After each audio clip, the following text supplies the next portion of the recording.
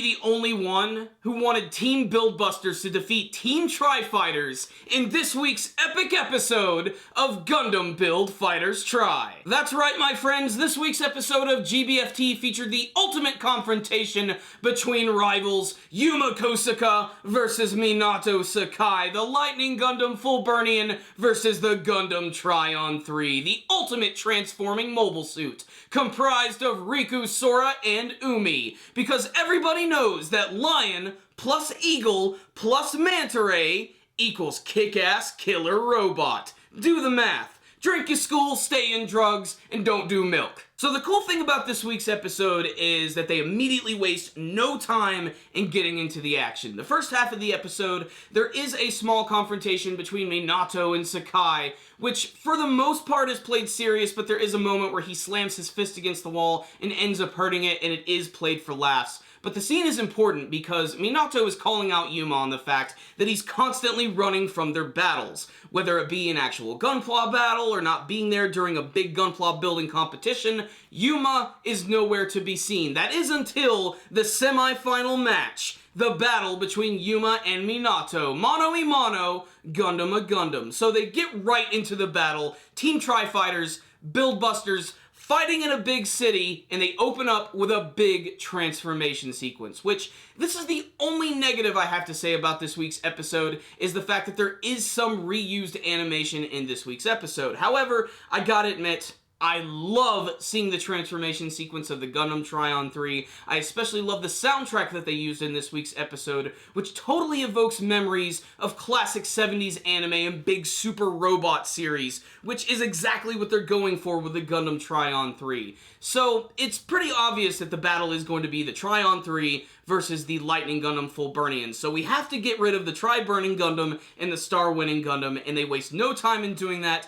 and it's basically just a big beam off. And this is just an excuse to see a lot of really cool and flashy moves from our characters. If you're a fan of Dragon Ball Z and you love seeing people blast the hell out of each other with big badass beams, then you're gonna love this episode. But I also love the fact that there are some new techniques that we haven't seen before. I especially love how the Tryon 3 actually takes out the Tri-Burning Gundam by firing one of its rocket fists and then pulling out this big boomerang, which it throws across the entire city, which ends up hitting Sekai's Gundam right in the back, taking it out of the battle completely. It's then after this that and the winning Gundam had this big beam battle where it tries to use the winning beam, but it does not work because of all of the multiple beams that keep coming from the Gundam Tryon 3, whether it be the one from its face, its chest, or even one that just comes from behind its shoulder. It's got so many cool moves and just ends up blowing them all away. I did love the one scene, though, when it finally pulled out this amazingly big badass sword. It first comes out of its chest, and then it dips it into the ground, and then as it pulls it out, it slowly lifts into the air and goes into the hands of the Gundam Tryon 3. And my god, is this thing amazing. It can even cut through beams itself. And that's finally when we get to Gundam Tryon 3 versus the Lightning Gundam. It does not disappoint. It's really flashy and explosive, and honestly, I think it is kind of bullcrap. This is going to be one of the first moments of the series where I'm like, I totally want the challengers to win. I want Buildbusters to win. It makes no sense that Yuma Kosaka was able to win this battle, especially because his Gundam was just getting completely destroyed, all the main cannons were defeated, and even the Gundam Tryon 3 is a mobile suit comprised of 3 Gunpla. I was thinking maybe they could actually decombine from each other, like become their singular forms again, and actually attack them as once. I think that would have been a really nice twist. Alas, it does not go in that direction, and it pretty much just results in them just annihilating and destroying each other, limbs getting exploded and all that jazz, and it all ends, unfortunately, with Team Tryon being defeated, which is a complete an utter shame, because I got really attached to Minato and his team, and I really thought that they were going to go in a completely different direction with this. I thought that they were building up to an event where Team Buildbusters was actually a little afraid of what Minato was doing. Like, they were afraid that he was getting so obsessed with his battle with Yuma and not even going to end up caring about the team. But that ended up not really going anywhere, and they ended up backing him up completely at the very end of this week's episode in a scene where it almost seems like he was trying to run away and, like, have the clock eat up the time so that he could win the battle. But that's not the way you do things, especially after he was just talking to Yuma about running away. This was, like, his big chance to have his big final battle with him, and it really didn't disappoint, and it was just plain exciting. I really loved it.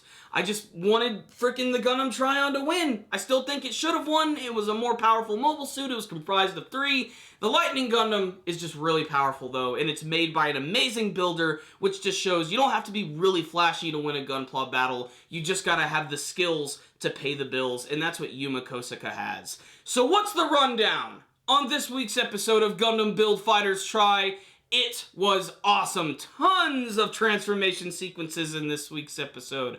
Whether it be from the actual Gundam Tryon or from the star-winning Gundam, this was a pretty fun episode, which unfortunately did make use of some reused animation. Despite that, there were enough new moments that got me really excited. I especially loved when he activated the sword for the very first time. I just thought that looked really awesome, especially how it lifted up out of the sky and just fell right into his hands. That was just so classic Super Robot, and that's really what they were going for, and I think they did a great job of displaying that in this week's episode. But Yuma Kosaka is the one who ends up winning at the end of this week's episode, and still, I'm just not surprised. I mean, we all knew this was going to happen. That's the only thing about going into this week's episode, is that I knew how it was going to end. I even tried to, like, fool myself into thinking, maybe there's going to be a twist, maybe they are going to be defeated, but no, it's just not going to happen. I mean, as cool as Minato Sakai is, his actual teammates are just kind of one note, and they haven't really gotten into their backstories or any of their characterizations that much to really get all that attached to them. And really, that's the whole point of Team Tri-Fighters. They're the main characters.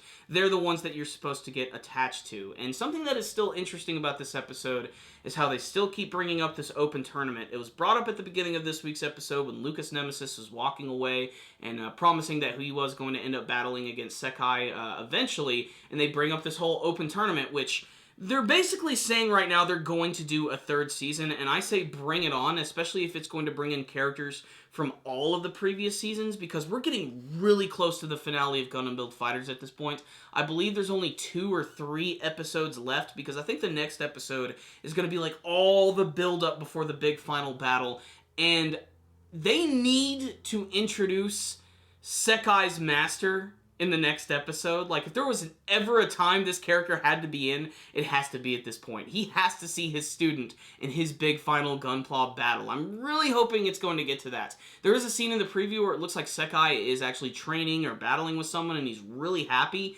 He could either be with his master, or just with his team, or with Shia. That's the only thing that I could think of at this point.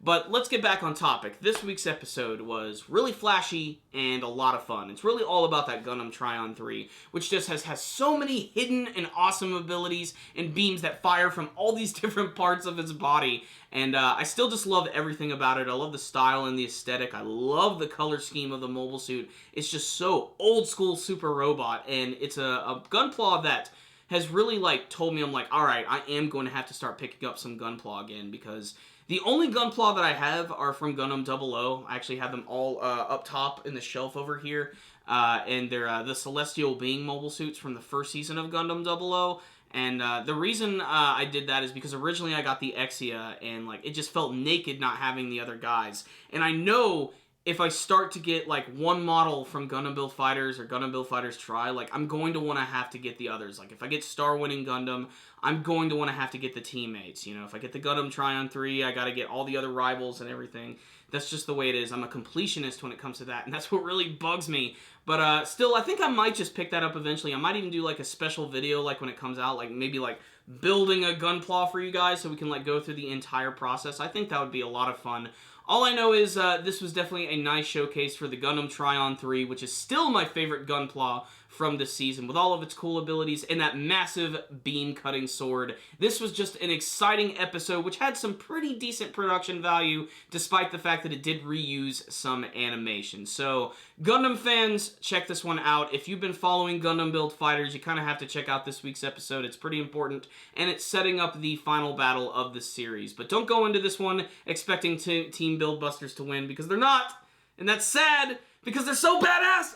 Alright, time to get over it. This week's episode right here was a 4 out of 5. It was not a perfect episode by any stretch of the means. In fact, I think it could have been a lot better, but all that reused animation and some of the parts in the beginning didn't do it for me. But once the battle really began, especially when the Build Burning Gundam was getting defeated, it really kicked into high gear. So this was still a really exciting episode. So let's get excited for the big finale of Gundam Build Fighters Try. Thank you guys for watching my review. If you liked this video, please give it a thumbs up. And before you guys leave, please tell me what you thought about this week's episode of Gundam Build Fighters Try. Did you have a favorite scene from this week's episode? What did you think of the Gundam Tryon 3? Did you want Build Busters to win? And what do you want to see from the rest of the second season? And if there were a third season, what do you want to see? Remember guys, if you have not subscribed to our channel, you can do that by clicking on the channel icon right up here. You can also follow us on Facebook and on Twitter, and you should also check out our brand new video podcast series, The Powerful Nerdcast.